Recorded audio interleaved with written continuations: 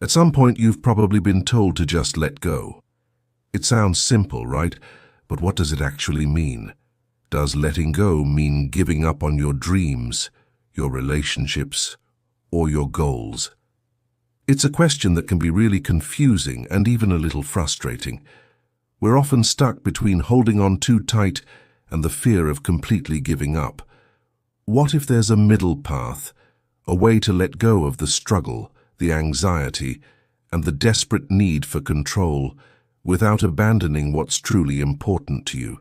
This is where the wisdom of Buddhism offers a profound and practical perspective. It's not about being passive or indifferent. It's about transforming your relationship with your desires and expectations. Today, we're going to explore this powerful concept, how to let go without giving up. We'll unpack what it means to release our attachments and find a sense of freedom and peace, all while staying committed to our path. First, let's get one thing straight. In Buddhism, letting go is not the same as giving up. Giving up is about quitting, abandoning your effort and walking away from a goal. It often comes from a place of hopelessness or defeat. Letting go, on the other hand, is an active and courageous process. It's about releasing your attachment to a specific outcome. Think about it. When we're attached to something, whether it's a person, a job, or a specific result, we create a lot of mental suffering for ourselves. We worry, we obsess, and our happiness becomes completely dependent on whether things go our way. This is what Buddhists call attachment or clinging. It's like holding a hot coal in your hand. The clinging itself is what burns you. So, how do we practice this? The first step is to recognize the nature of reality, which in Buddhism is described as impermanence. Everything changes, nothing stays the same. The job you love might change, relationships evolve, and even your own feelings shift from moment to moment. When we fight this natural flow of life, we create friction and suffering. Accepting impermanence doesn't mean you become a pessimist and think, well, everything is going to end anyway, so why bother? Not at all. It means you can appreciate the present moment more fully, knowing that it's precious and fleeting. It allows you to engage with your goals and relationships with an open heart, without desperately trying to freeze them in time.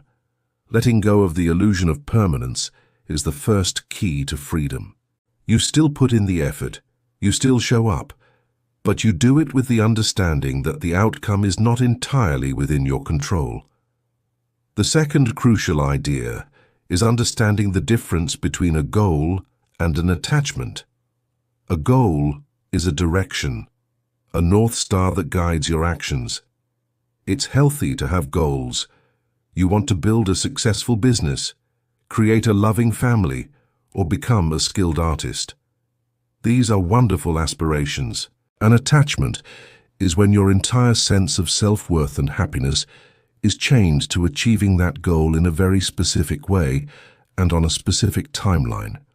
For example, your goal might be to find a loving partner. The attachment is believing you can only be happy if you're married to a specific person by a certain age. See the difference? Letting go means releasing the rigid attachment to the outcome. You continue to be open to love, you go on dates, you work on yourself, but you let go of the desperate need for it to look exactly like the picture in your head. This is where the concept of non-attachment really shines. It's about putting your best foot forward, pouring your heart into your work, and loving people deeply, but doing so without a sense of desperate ownership. It's like planting a seed. You do everything in your power to help it grow. You prepare the soil, you water it, you give it sunlight, you put in the effort. But you can't force the seed to sprout. You have to let go and trust the process. You don't stand there yelling at the seed to grow faster. That would be absurd, right? You do your part and then you release the outcome. This is letting go without giving up. You haven't given up on having a beautiful garden, you've just given up on the stressful, futile effort of trying to control every aspect of its growth. So, How does this look in our daily lives? Let's take a practical example, like a career goal. Let's say you want a promotion at work. The giving up approach would be to say, "I'll never get it, it's too hard, I quit." You stop trying. The attachment approach is to obsess over it. You work late every night, you get stressed and anxious, you compare yourself to colleagues, and your mood swings with every piece of feedback. Your happiness is completely dependent on getting that promotion.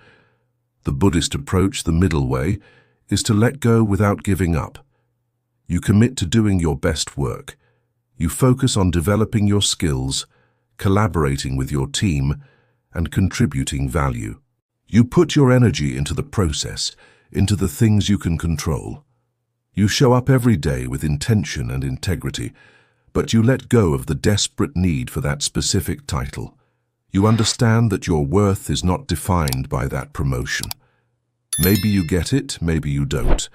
Maybe a better opportunity comes along from somewhere else because you were so focused on your own growth. You trust that by doing your best, good things will follow, even if they aren't the exact things you planned. This also applies powerfully to relationships. We often try to control the people we love. We want them to act a certain way, to say certain things, to fulfill our expectations. This clinging suffocates the relationship. Letting go doesn't mean you stop caring. It means you love them for who they are, not who you want them to be. You give them the freedom to be themselves, and you give yourself the freedom from the burden of trying to change them. You continue to invest in the relationship, to communicate, to be present, but you release the attachment to a specific outcome. This creates space for genuine connection to flourish, one based on acceptance rather than control. One of the most powerful tools for practicing this is mindfulness meditation. When you sit in meditation, you're not trying to force your mind to be empty. That would be another form of clinging. Instead, you're practicing letting go. A thought comes up. You notice it without judgment and you let it pass like a cloud in the sky. You're not giving up on having a calm mind. You're letting go of the struggle against your thoughts. This practice trains your brain to be less reactive. It teaches you to observe your desires and fears without being controlled by them. When you feel that old familiar tug of attachment, that anxiety about the future, that frustration that things aren't going your way, you can learn to notice it, breathe, and let it go without being swept away by the drama. So, letting go is not an act of weakness. It's an act of profound strength and wisdom. It's about focusing your energy where it matters most, on your effort, your intentions, and your actions in the present moment. And it's about surrendering the rest with grace and trust. You don't give up on the journey. You just let go of the heavy baggage of needing to control the destination. This shift in perspective can bring an incredible sense of peace and resilience into your life. You become more adaptable, more open, and ultimately more effective, because you're no longer wasting energy fighting against the nature of life itself. You're flowing with it. I encourage you to try this in a small way today. Pick one thing you've been holding on to a little too tightly. Maybe it's the need for a text back, the desire for a project to be perfect, or the frustration over something that didn't go as planned. Acknowledge your goal, but just for a moment, consciously release your attachment to the outcome.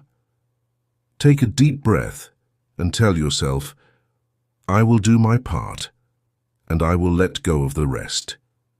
See how it feels. It's a practice, and it takes time, but it's a path toward a lighter, freer, and more meaningful way of living.